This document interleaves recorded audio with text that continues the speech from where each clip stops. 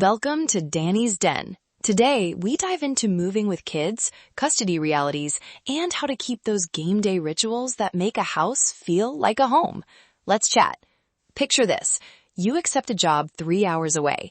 You tell your co-parent, and they say one sentence that lands like thunder. Can you take the kids? That question can freeze you, but there are steps you can take that make the whole thing manageable. In the next 10 minutes, I'll give you the legal headlines you need, real conversation scripts for co-parenting, quick tips on dating during transitions, and creative ways to keep sports and music traditions alive so the kids feel anchored through the change. Legally, here's the headline. Judges ask one question: what's best for the kid? So start there, not with your reasons for moving.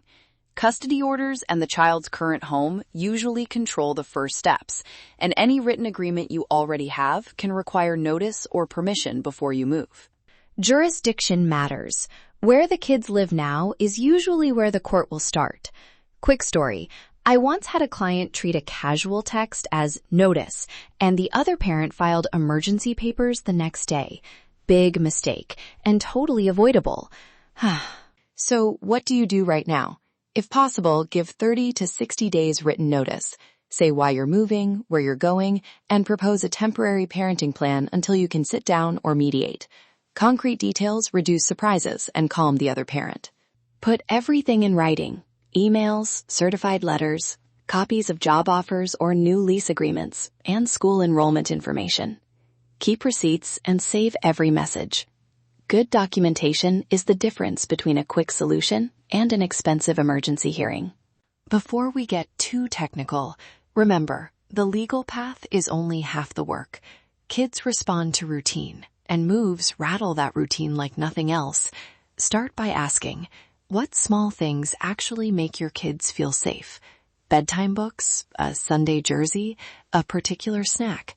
Those are the anchors you protect first. When you talk to the co-parent, lead with logistics and then emotions. Try saying, my move is planned for X date. I want to keep the kids' routine stable. Can we work on a plan together? Short, solution-focused, and it invites collaboration rather than starting a fight. If the other parent pushes back, pause and propose mediation. Ask for a few days to circulate ideas rather than texting back in the moment. That cooling-off approach almost always lowers the temperature and keeps options open. One practical tip: offer a temporary schedule that preserves key rituals, bedtime in their home every night, guaranteed weekend time, or extra holiday time that year. Offering something concrete shows you're prioritizing the kids, not just the move. Now, a quick word about dating and new partners, because this is sensitive and it matters. Timing matters more than detail.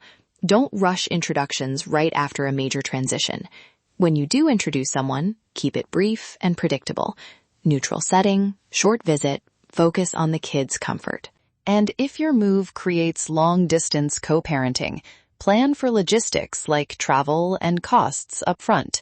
Who pays when a trip crosses state lines? Put those expectations in writing so they don't become bargaining chips later. Let's talk about the small rituals that mean everything. Eagles Sundays, Yankee Saturdays, halftime snacks, loud commentary. Those are the habits kids hang on to, so make them portable.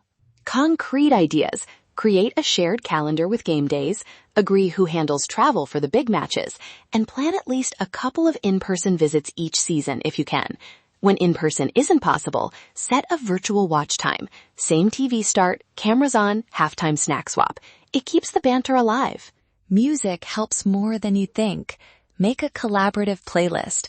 Call it Carry On Comforts or Game Day Mix, and let both households add songs. Record quick voice notes, a 30-second pep talk before a game, or a sleepy goodnight. Your voice on a phone can be a powerful comfort. Let the kids pick tracks too. Sometimes their choices become the new family standards. Shared playlists are a low-drama way to keep connection without putting the kids between parents. Okay, let's make this actionable. Here are the 4 things to do this week. 1. Give written notice with dates and a suggested temporary plan. 2. Offer mediation and a tentative shared calendar.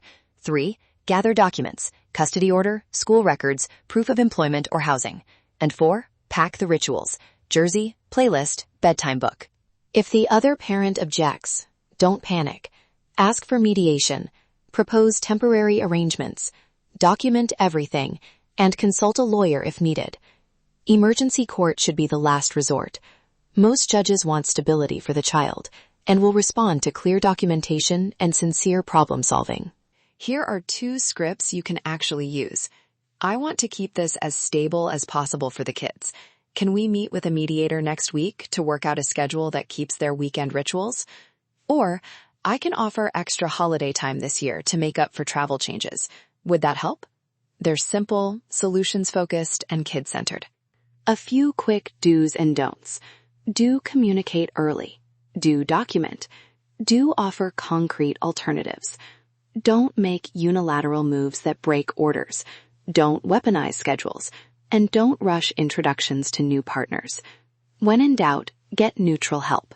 Mediators are worth the cost. To wrap up, 3 immediate actions that buy you legal footing and emotional continuity. Write the relocation notice with a proposed parenting plan. Schedule mediation and share a tentative calendar.